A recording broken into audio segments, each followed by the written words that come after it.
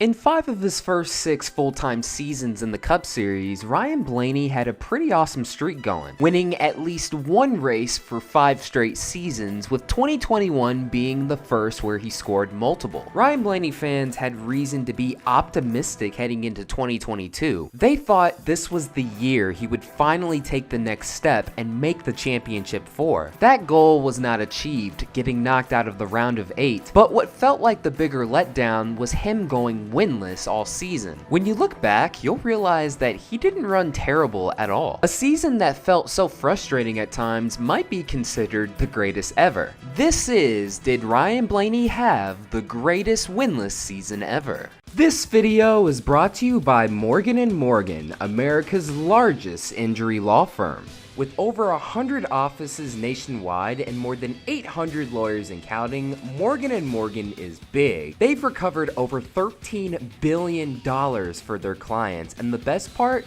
You pay nothing upfront for their services. The fee is free unless they win. They have attorneys who focus solely on every area of personal injury law, which include car accidents, slipping and falling cases, as well as workplace injuries. With over 3 million people trusting Morgan & Morgan, getting started is easy. At the conclusion of this video, head on over to forthepeople.com/Black Flags Matter in the description below, or you can give them a call at Pound Law or Pound 529. Again, that's Pound Law or Pound 529. Once again, a huge thanks to the fine folks over at Morgan & Morgan and you for supporting this channel. Okay, hold on. We're gonna address the elephant in the room. Yes, I am aware that Ryan Blaney won the All-Star race, a win that almost got taken away over a BS caution. So yeah, he technically won a race in 2022, but let's be honest, do we really care? But as we know, it doesn't count in the record books towards the season, which is what matters, so that leaves him technically winless. While some may consider his 2022 season disappointing, I think for the most part, it's the exact opposite. Roger Penske must have been okay with the way he performed, as he signed him to a multi-year extension before the playoffs, but when we go into the details on what took place throughout the year, you can understand why some consider it disappointing. In my opinion, the finish that took place in the Daytona 500 is what set the tone for the rest of the year. You're clear, 23 show help. I'll clear whatever you need. Brad's gonna push the top, now go to half. Just doing him, top of 3. Help somebody stay in it. Keep it up the wall, keep it a wall, check up. P4. I'm gonna fuck kill that shit.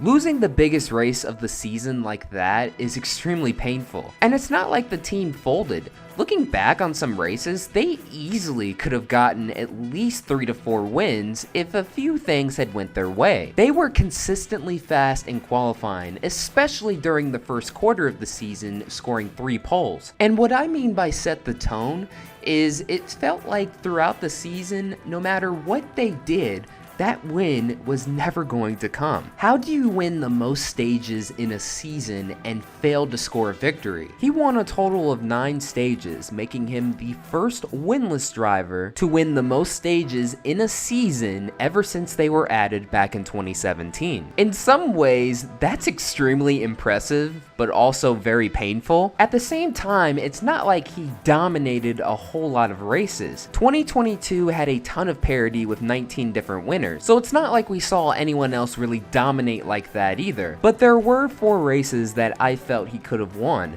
The first being the Daytona 500, then the spring race at Phoenix, followed by Spring Richmond and the championship finale, where he led over 100 laps in 3 of those 4. With all of these different winners, he needed to get in on points. For most of the regular season, he sat either 2nd or 3rd in the overall points, having no choice but to fight for the final playoff spot since we had so many different winners. Even though he made it to the round of 8, mental mistakes are what cost him a chance at a championship, not being consistent when it counted the most.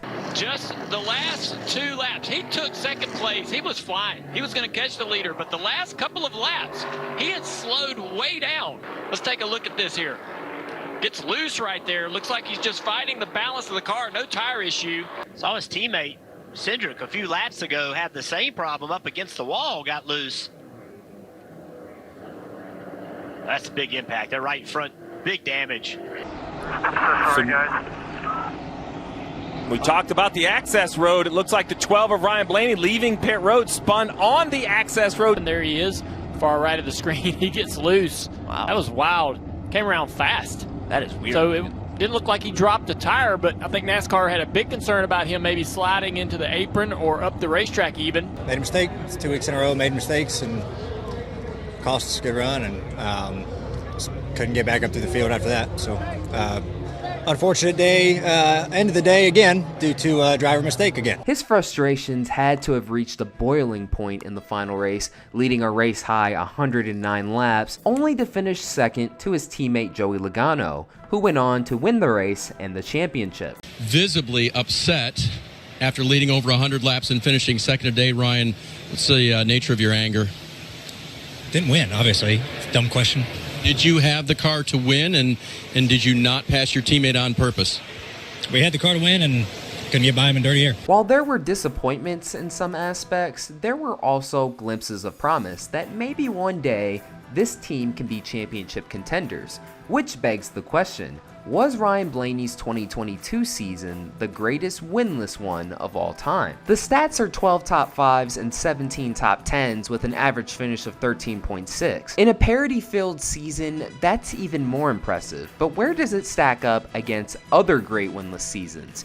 You can go back as recently as 2021, where Kevin Harvick scored 10 top 5s, 24 top 10s, and had an average finish of 10.9. Good enough to secure 5th in points, but that season gets remembered for other reasons. Ryan Newman nearly exposing the system in 2014 gets brought up a lot, with 5 top 5s and 16 top 10s, finishing second in the championship and good enough for 6th in the non-playoff points. Bobby Allison in 1976 had 15 top 5s and 19 top 10s, but with 9 DNFs, he ended up finishing 4th in points. And just like Harvick's 2020, his 76 season is remembered for other reasons. Dave Marcus had an average finish of 8.7 in 1978, finishing 5th in points after scoring 14 top 5s and 24 top 10s. Then you have what I consider 2 of the best ever. Cecil Gordon never won a race, but somehow he finished top 5 in points for 3 straight seasons from 1971 to 1973. And finally, Terry Labonte's 82 season is up there with 17 top 5s and 21 top 10s being good enough for a 3rd place points finish. Each one of these drivers held their own without winning a race, but Ryan Blaney's 2022 season was good enough to finish 2nd in the overall points. I know they would have raced differently under a consistent points format, but that's still extremely impressive. In the playoff era, you can definitely make an argument for it being the greatest winless season ever, but not making the championship 4 and having less top 10s than Kevin Harvick's 2021 season definitely hurts its case. As far as the greatest out of any era, I'm going to have to give it a no. Some of the seasons I just mentioned had far better average finishes, as well as more top 5s and top 10s scored. And finally, you have to take into account that those seasons weren't as parity-filled as 2022. But let me know down in the comments below, do you think Ryan Blaney's 2022 season is the greatest winless season in NASCAR history? And also, let me know if you think Ryan Blaney and Team Penske 12 will take the next step